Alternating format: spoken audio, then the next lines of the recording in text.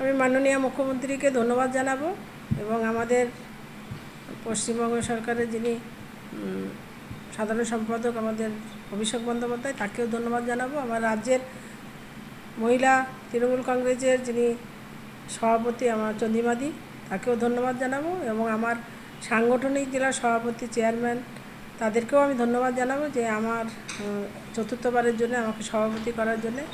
এবং আমার দল হয়তো মনে করেছেন যে আমি পারবো 26-এ মহিলাদেরকে নিয়ে আমি দলটাকে চালাতে, সেই জন্যই তারা আমার উপরে আস্থা রেখেছেন এবং আমি চেষ্টা করব দল আমাকে যেভাবে পরিচালনা করতে বলবে দলটাকে আমি সেইভাবেই করব। কারণ আমার মাননীয় রাজ্যের যিনি সভানেত্রী আমাদের মহিলাদের, তিনি আমাদেরকে যে সমস্ত দলের প্রোগ্রাম দেন আমি সবসময় চেষ্টা করি সেইগুলোকে তুলে দেওয়ার। এবং এখন আমাদের চলছে যে দিদি আমাদের পাশে থাকার যে প্রোগ্রামটা চলছে সেটা খুব ভালো সাড়া, এবং আমরা অঞ্চলে আঁচল করেছিলাম সেটাতেও খুব সাড়া পেয়েছি। মহিলারা আমাদের পাশে আছে সবসময়। 26-এ নির্বাচন, তার আগে ঢিলে সাজাচ্ছে তৃণমূল কংগ্রেস। নতুনভাবে দেখা যাচ্ছে বিভিন্ন মুখ উঠে আসছে এবং সেইখানে দাঁড়িয়ে এই যে 5টা বিধানসভা আপনাদের সাংগঠনিক জেলার, সেই 5টা বিধানসভার ভিতরে দেখা যাচ্ছে যে 4টেতেই হার, সেটা কি পুনরুদ্ধার করা সম্ভব হবে?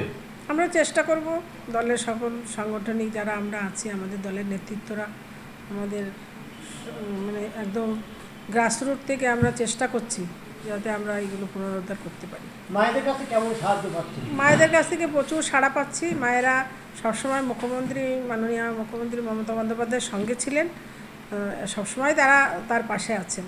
কারণ তার যেভাবে উন্নয়নের ডালি তিনি আমাদেরকে দিয়েছেন, আমাদের মহিলাদের পাশে তিনি দাঁড়িয়েছেন, আমরাও দিদির পাশে সর্বদাই থাকবো।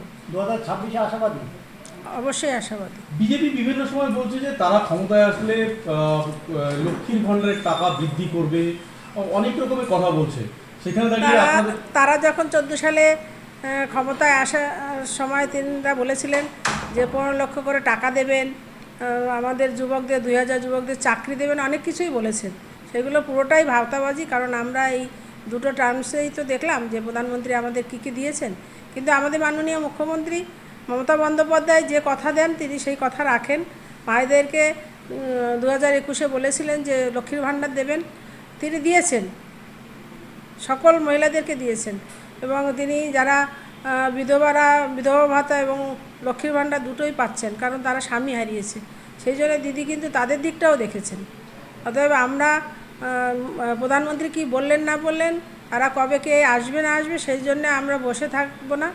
আমরা দিদির পাশে সবসময় আছি, থাকবো সবসময়। 26-এও আমরা চেষ্টা করব যাতে দিদির পাশে থেকে দিদিকে ওই মসনদে বসানো। আপনার নাম? আমার নাম ইলা বাগচি, বনগাঁ সাংগঠনিক জেলার মহিলা সভানেত্রী।